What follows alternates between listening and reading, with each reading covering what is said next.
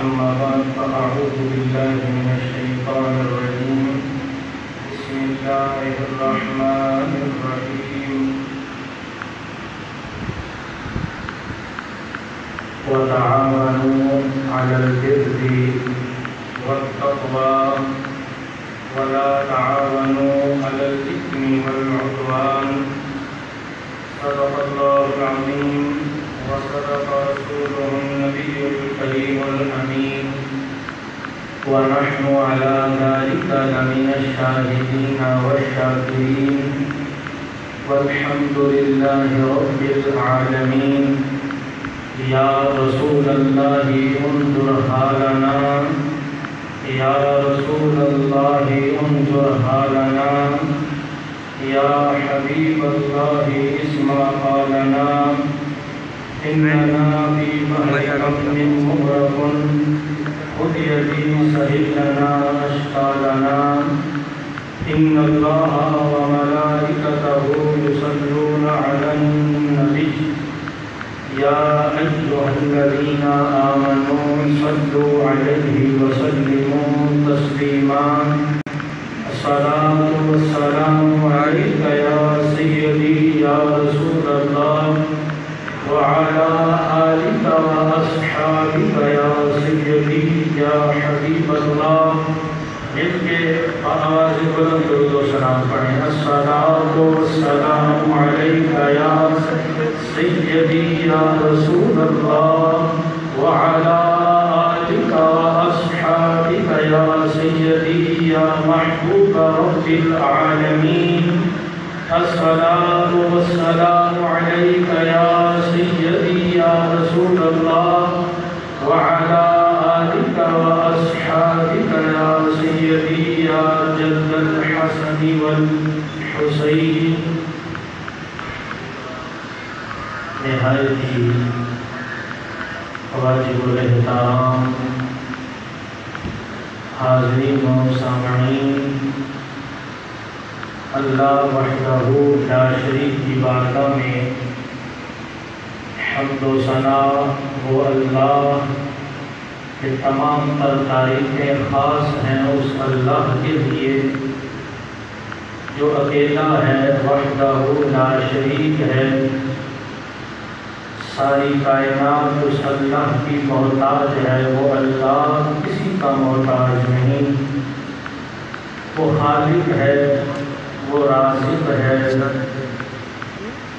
وہ بے پناہ درود و سلام تاجدار کائنات سرکار مدینہ سرور قلب و سینہ امام الانبیاء حضرت سیدنا محمد مصطفیٰ صلی اللہ علیہ وآلہ وسلم پر جو اس وحدہ لا شریک کے محبوب کرتے ہیں. قرآن مجید قرآن رشید سے ایک آیت مقدسہ تلاوت کرنے کا شرف حاصل ہوا. ایک آیت مقدسہ کا تلاوت کرنے کا شرف حاصل ہوا. دعا ہے رب کائنات کی بارگاہ میں کہ رب کائنات حق بیان کر کے اس پر عمل اور استقامت کی توفیق عطا فرمائے. حاضرین سواکار، اللہ تعالیٰ کا قرآن میرے محبوب علیہ السلام کا فرمان، یعنی قرآن اور حدیث کی روشنی میں اللہ تعالیٰ نے اپنے بندوں کو ایک ضابطۂ حیات دیا.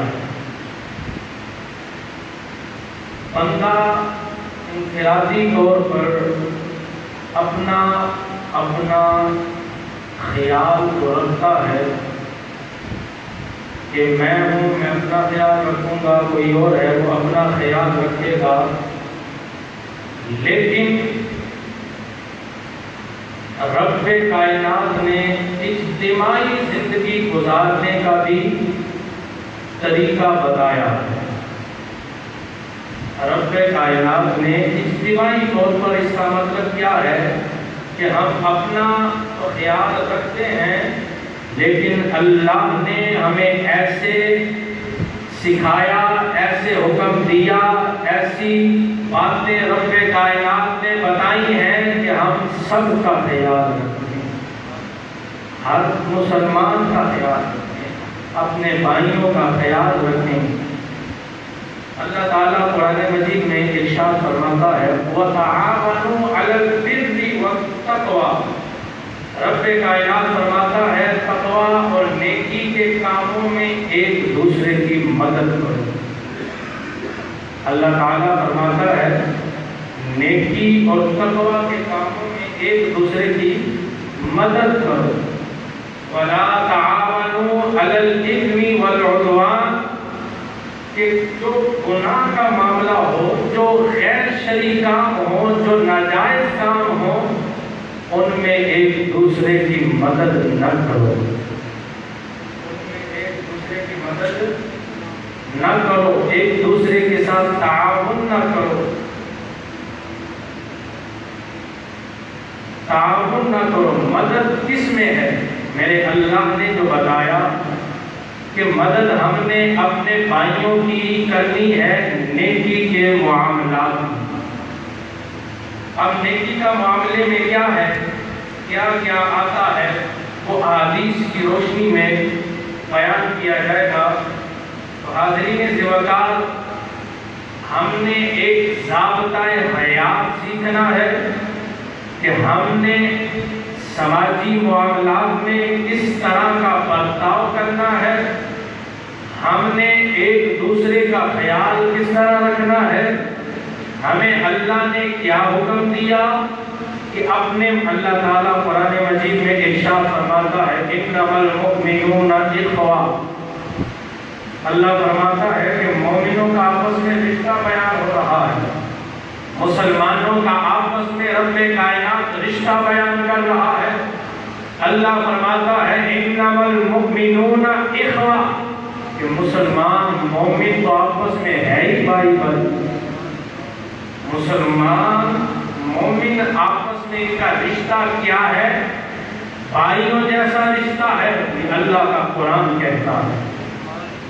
اللہ فرماتا ہے انما المؤمنون اخوہ فاصلحوا بینہما، رب کائنات فرماتا ہے بس ان کے درمیان صلح کرو۔ کیوں کہ ظاہری بات ہے دنیا کے معاملات میں بھائیوں میں آپس میں اختلافات ہو جاتے ہیں۔ فرمایا اگر کسی کے درمیان یعنی اب اگر معاشرے کے اعتبار سے دیکھا جائے، آپ دیکھیں کہ کسی اگر دو مسلمان بھائی آپس میں ناراض ہیں تو رب کائنات فرماتا ہے فَأَصْلِحُوا بَيْنَهُمَا، بس ان کے درمیان صلح کرو۔ رشتہ کیا بیان ہوا؟ آپس میں بھائیوں والا، اور ڈیوٹی کیا لگائی کہ نیکی کے کاموں میں، تقویٰ کے کاموں میں ایک دوسرے کی مدد کرو، اور گناہ کے کاموں میں ایک دوسرے کی مدد نہیں کرو۔ حاضرین ذوالفقار، اب آئیں احادیث کی روشنی میں سماجی حوالے سے کہ ایک دوسرے کے ساتھ بہترین انسان اور بہترین کام کیا ہے۔ تاجدار کائنات علیہ السلام کی حدیث مبارکہ ہے، اس کو روایت کرنے والے حضرت عبداللہ بن عمر رضی اللہ تعالیٰ عنہما ہیں، اور امام طبرانی نے اس روایت کو نقل کیا۔ ایک شخص تاجدار کائنات علیہ السلام کی بارگاہ میں حاضر ہوا۔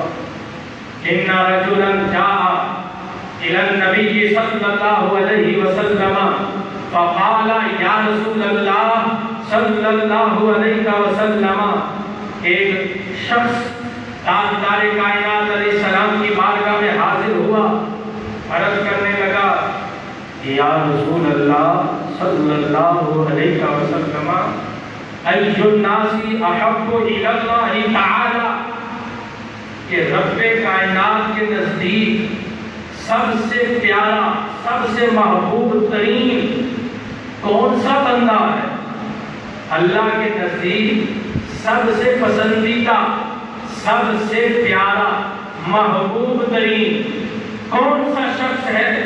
تاجدار کائنات علیہ السلام نے فرمایا، امام الانبیاء سرکار مدینہ صلی اللہ علیہ وسلم نے کیا خوب جواب دیا، فرمایا احب الناس الی اللہ انفعهم للناس، جو بندہ انسانوں کے لیے زیادہ مفید ہے، تاجدار کائنات فرماتے ہیں وہ بندہ اللہ کو بڑا پیارا ہے،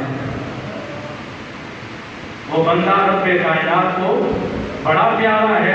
کون سا؟ جو انسانوں کے لیے فائدہ مند ہو، جو لوگوں کے لیے فائدہ مند ہو، جو لوگوں کو نفع پہنچانے والا ہو، ارے جس کی کوشش یہ ہو کہ میرے وجود سے کسی کو تکلیف نہ پہنچے، ارے جس کی کوشش یہ ہو کہ میں یہ تلاش کروں، میں اس کام میں گم ہو جاؤں کہ لوگوں کو نفع کیسے پہنچانا ہے، ان کے حقوق کا خیال کس طرح رکھنا ہے، ارے ان کے ساتھ حسن سلوک کیسے رکھنا ہے، حقوق العباد کا خیال کس طرح رکھنا ہے، جو بندہ ان کاموں میں لگ جائے وہ بندہ اللہ کو بڑا پسند ہے۔ جس طرح کوئی ناراض ہو اس کو راضی کرانے چل پڑے، اور اسی طرح کے معاملات میں وہ لوگوں کو نفع پہنچانے کی کوشش کرتا ہے، تو میرے آقا فرماتے ہیں تو وہ بندہ اللہ کو بڑا پسند ہے۔ پھر جس وقت یہ پوچھا گیا ای الاعمال احب الی اللہ، کہ اعمال میں سے کون سا عمل اللہ تعالیٰ کو پسند ہے، زیادہ پسند ہے، اعمال میں سے کون سا عمل رب کائنات کو زیادہ پسند ہے؟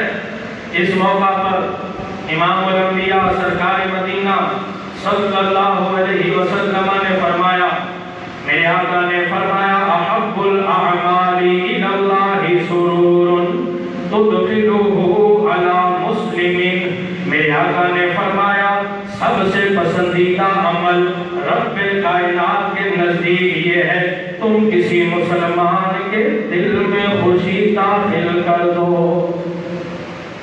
تاجدار کائنات علیہ السلام نے فرمایا، سوال ہوا ای الاعمال احب الی اللہ، یا رسول اللہ بتائیے رب کائنات کے نزدیک سب سے پسندیدہ عمل کون سا ہے؟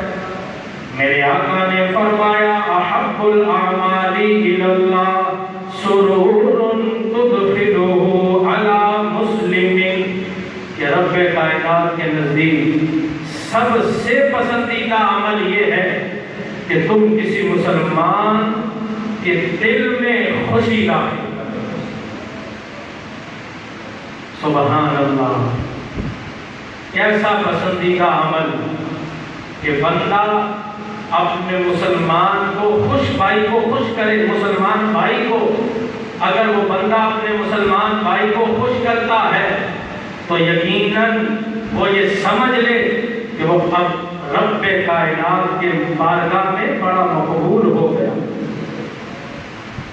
تاجدار کائنات علیہ الصلوۃ والسلام نے فرمایا، یعنی اس حدیث مبارکہ کے پیش نظر کیا خلاصہ کلام نکلتا ہے کہ جو ہاتھ تمہارا کسی مسلمان بھائی کی مدد کے لیے اٹھتا ہے وہ ہاتھ رب کائنات کو بڑا پسند ہے۔ تمہاری زبان کسی مسلمان بھائی کی مدد کے لیے اس کی خوشی کا سبب بنے تو سمجھنا یہ زبان رب کائنات کی بارگاہ میں بڑی پسند ہے۔ تمہارے پاؤں اگر کسی مسلمان بھائی کی خوشی کے لیے چلتے ہیں، مدد کے لیے چلتے ہیں، تو سمجھنا یہ پاؤں رب کو بڑے پسند ہے۔ آگے تاجدار کائنات علیہ الصلوۃ والسلام نے فرمایا، حضور علیہ الصلوۃ والسلام کی حدیث مبارکہ کہ میرے آقا نے فرمایا اگر تم کسی کا دکھ دور کر دو، کسی مسلمان بھائی کا دکھ دور کر دو، تو یہ عمل بھی رب کائنات کو بڑا پسند ہے۔ فرمایا اگر تم کسی مسلمان کا دکھ دور کرتے ہو کسی مومن کا دکھ دور کرتے ہو، فرمایا یہ عمل بھی رب کائنات کو بڑا پسند ہے۔ میرے آقا نے فرمایا او تقضی عنہ دینا، اگر تم کسی مسلمان کا قرضہ اتار دیتے ہو، یہ عمل اللہ کو بڑا پسند ہے۔ دیکھیے تاجدار کائنات علیہ السلام نے ضابطہ حیات دیا۔ ارے لوگ ہی کہتے ہیں کہ فلاں کتاب پڑھیں، فلاں کتاب پڑھیں، اس میں ضابطہ حیات ہے۔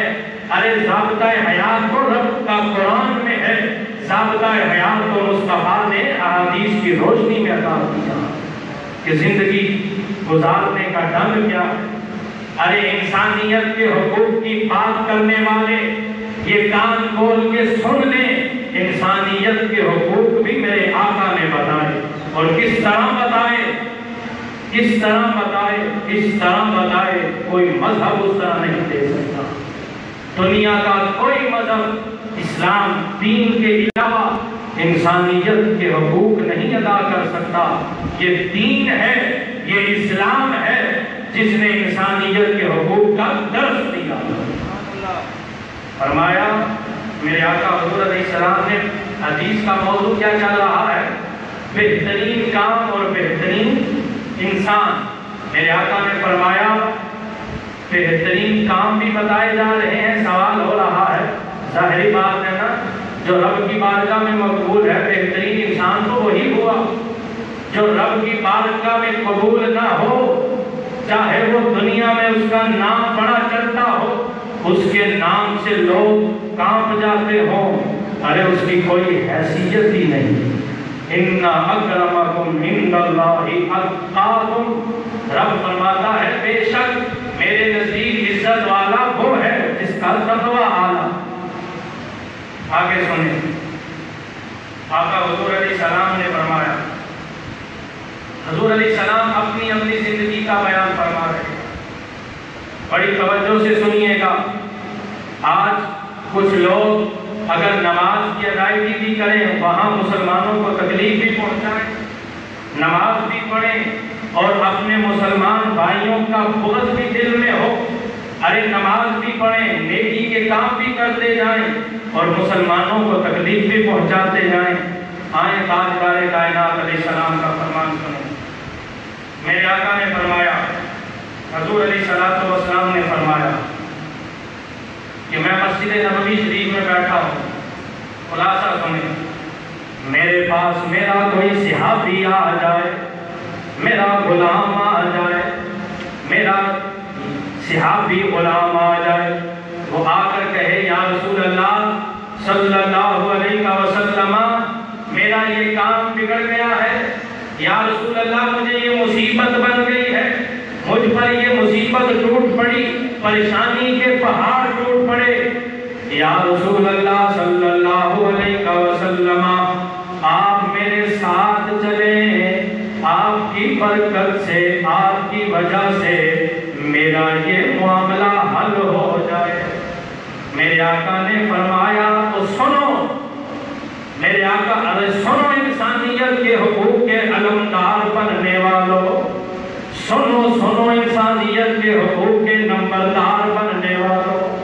میرے آقا نے فرمایا کہ میرے نزدیک اپنے اس غلام کے ساتھ جانا، اپنے غلام کے ساتھ جانا، توجہ سے اپنے غلام کے ساتھ جانا، اس کے کام کو، اس کے مسئلے کو حل کرنا، میرے نزدیک مسجد نبوی شریف میں اعتکاف بیٹھنے سے بھی اعلیٰ ہے۔ سنیں میرے آقا نے کس طرح انسانیت کے حقوق کا درس دیا اور اپنی عملی زندگی کا کس طرح بیان فرمایا کہ میرے نزدیک مسجد نبوی شریف ہو اور اس میں اعتکاف کیا جائے، میرے نزدیک اس سے بھی اعلیٰ یہ ہے کہ لوگوں کے دکھ تکلیف دور کر دیے جائیں، ان کی پریشانیاں دور کی جائیں۔ اگر کوئی صاحب حیثیت ہو، ارے اللہ نے مار دیا ہو تو تلاش کیا کرو، اپنے مسلمان بھائیوں کو تلاش کیا کرو کہ کون سا ایسا ہمارا بھائی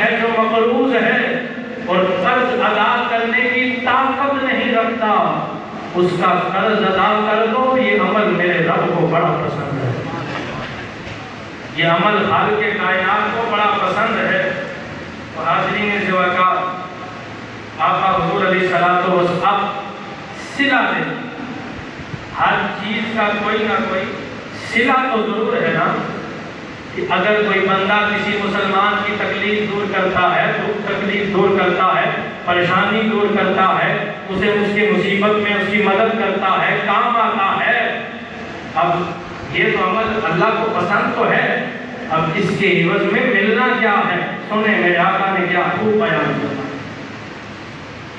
آقا حضور علیہ السلام فرماتے ہیں کہ جو بندہ اپنے مسلمان بھائی کا دکھ دور کرتا ہے، تکلیف دور کرتا ہے، رب کائنات اس کے عوض میں اس کی قیامت کی تکلیف دور فرما دے گا۔ رب کائنات اس کے بدلے میں اس کا صلہ یہ دے گا کہ قیامت والے دن اس کی پریشانیاں دور فرما دے گا۔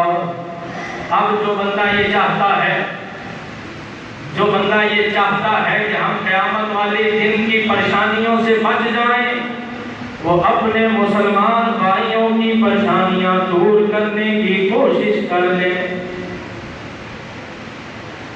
سبحان اللہ، کیا ضابطہ حیات ہے، کیا ہی امت کو درس دیا جا رہا ہے، اور کیا ہی امت کے لیے میرے آقا نے عملی جامہ پہنایا ضابطہ حیات کا۔ حاضرین زوکا،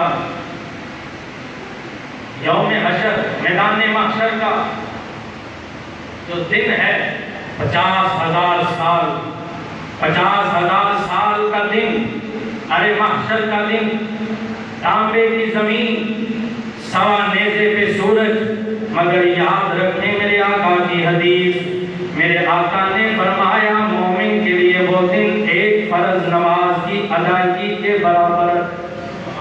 بندہ ایک عصر کی نماز ادا کرے جتنا وقت لگتا ہے، مومن کے لیے وہ دن اتنا ہی۔ مشکات المصابیح میں یہ حدیث مبارکہ درج ہے۔ تو حاضرین زوکا،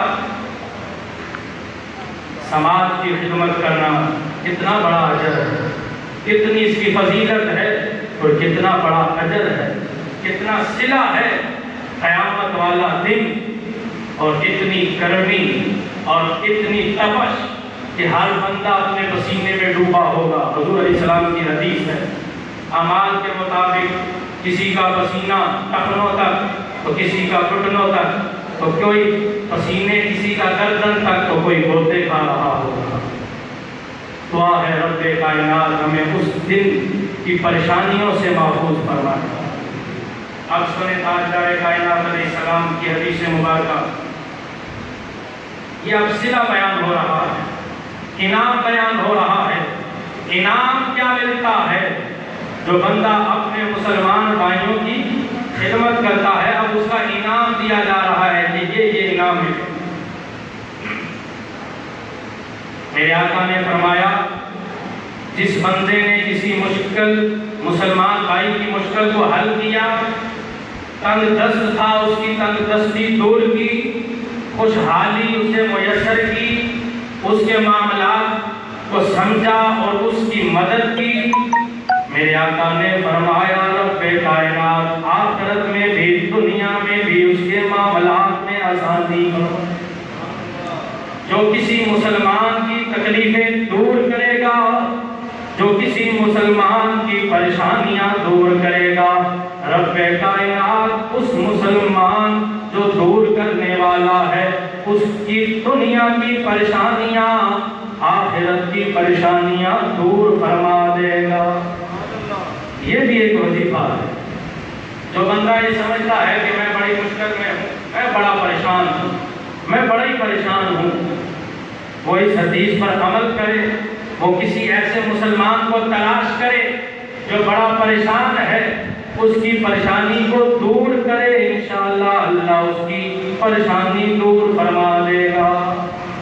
آگے سنیں، میرے آقا نے فرمایا اللہ اس بندے کے کاموں میں آسانی پیدا فرمائے گا جو بندہ کسی مسلمان کے کام میں آسانی پیدا کرے۔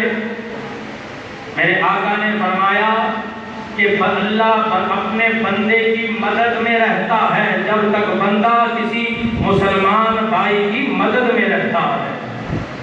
جب تک بندہ اپنے مسلمان بھائی کی مدد میں رہے، اللہ اس کی مدد میں رہتا ہے۔ میرے آقا نے فرمایا من ستر مسلما، جس نے کسی مسلمان کا عیب چھپایا، جس نے کسی مسلمان کا عیب چھپایا، سترہ اللہ فی الدنیا والآخرہ، رب کائنات دنیا میں بھی اور آخرت میں بھی اس کے عیب کو چھپا دے۔ سبحان اللہ، کتنا بڑا اجر ہے۔ سماج کی خدمت، مسلمانوں کی خدمت، انسانیت کے حقوق کی ادائیگی کرنا، میرے آقا نے اس کا کتنا اجر عطا فرمایا ہے کہ یہ اجر ملے گا۔ فرمایا کہ جو کسی مسلمان کے عیب کو چھپائے، اللہ اس کے دنیا میں بھی اور آخرت میں بھی عیب چھپا دے گا۔ اس بات کو ذہن نشین رکھے، ہمارے معاشرے میں ایک خرابی ہے۔ وہ خرابی کیا ہے؟ اگر کسی مسلمان میں کوئی عیب ہو، کسی ظاہری بات ہے، بتقاضۂ بشریت غلطیاں ہو جاتی ہیں، کسی میں کوئی غلطی نظر آئی تو بجائے اس کو ایک سائڈ پر کر کے سمجھانے کے، اس کو سمجھانے کے، وہ بندہ آگے 10 آدمیوں کو بتاتا ہے بھئی فلاں اس طرح کا ہے، فلاں میں تو یہ عیب ہے، اب وہ اس طرح کرے گا تو اس چیز سے محروم نہ ہو گیا؟ کیا پھر اس کے دنیا آخرت میں عیب چھپائے جائیں گے؟ اگر چاہتے ہو کہ ہمارے عیب چھپ جائیں تو اپنے مسلمان بھائیوں کے عیب چھپاؤ۔ حاضرین جواب کا اب مسلمانوں کا آپس میں مثال جو میرے تاجدار کائنات علیہ السلام نے دی، سبحان اللہ سبحان اللہ، کتنی ہی پیاری پیاری مثال ہے۔ پہلے مثال سمجھ لیں تاکہ یہ حدیث صحیح طرح سمجھ آ جائے۔ مثال میں جا کر حضور علیہ السلام نے یہ دی مسلمانوں کے آپس کے تعلق اور آپس کے معاملات کے بارے میں۔ ایک انسان ہے، اس کو بخار ہوتا ہے، اس کو بخار ہوتا ہے، اگر بخار ہو تو کیا سارا جسم اس تکلیف میں مبتلا ہوتا ہے یا نہیں؟ بخار ہو تو سارا جسم اس تکلیف میں مبتلا، ارے کانٹا انگلی پر چبھا اور تکلیف سارے جسم میں ہو جائے، ارے بازو ایک پہ تکلیف ہو، کیا ایسا کبھی ہوا ہے کسی کے ساتھ کہ جی اس بازو میں تکلیف ہوئی ہے ہم نے محسوس ہی نہیں کی، کیونکہ یہ جسم الگ بازو الگ ہے۔ میرے آقا نے یہ مثال بتا کر لوگوں کو سمجھا دیا کہ مومن تو وہ ہے، ارے اگر کسی مومن کو تکلیف ہو تو دوسرا مومن بھی وہ تکلیف محسوس کرے۔ یہ آقا حضور علیہ السلام نے مثال سمجھا کر بتایا کہ مومن تو ہے ہی وہ، ارے کسی مومن کو تکلیف ہو تو اس مومن کو بھی اس کی وہ تکلیف محسوس کرے۔ میرے آقا حضور علیہ السلام نے تو یہ سکھایا ہے، یہ تعلق بتایا ہے، یہ رشتہ بتایا ہے آپس میں کہ مومن تو یہ ہے۔ افسوس کہ ہم کدھر جا رہے ہیں، افسوس کہ کشمیر کے اندر ہماری بہنوں کے ساتھ کیا کیا نہیں کیا گیا، مگر ہمیں پرواہ ہی نہیں، ہمیں پتہ ہی نہیں کہ پتہ ہونے کے باوجود ہم تکلیف محسوس ہی نہیں کرتے ان کی۔ ارے ان کی تکلیف محسوس جو اتلی سطح پر، اوپر والی سطح پر ہے، ارے کیوں نہ ان کی مدد کریں؟ فلسطین میں مسلمانوں کے ساتھ کیا کیا نہ ہوا، ارے کیوں نہ ان کی مدد کی جائے؟ شام میں مسلمانوں کے ساتھ کیا کیا نہ ہوا؟ میرے آقا نے فرمایا، حضور علیہ السلام کی حدیث مبارکہ کا خلاصہ کلام ہے کہ جب شام میں امن نہ رہا، مسلمانوں میں برائی ختم ہو جاتی، پھر اپنی خیر منا لیں۔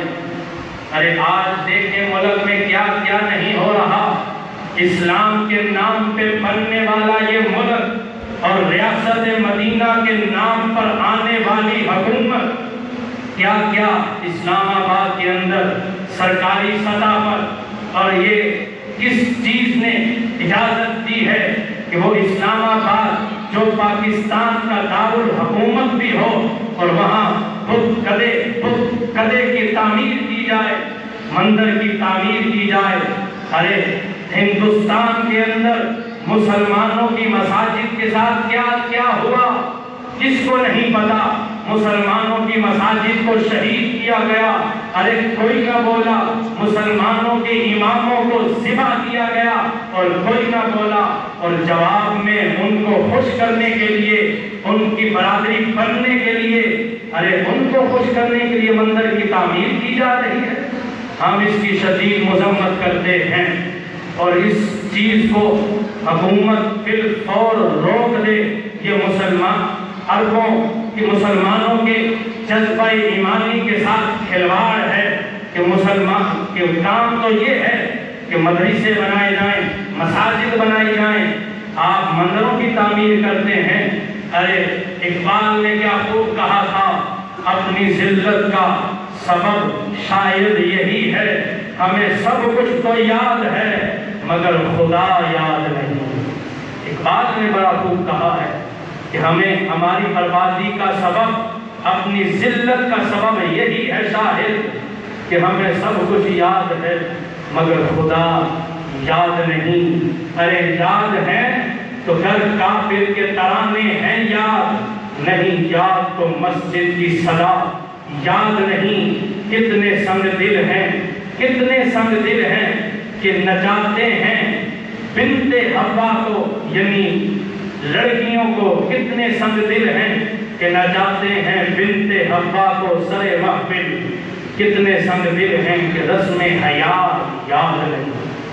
اللہ تعالیٰ کی بارگاہ میں دعا ہے کہ رب کائنات ہم سب کو ہدایت عطا فرمائے، آمین ثم آمین۔ وآخر دعوانا ان الحمد للہ رب العالمین۔ سنتیں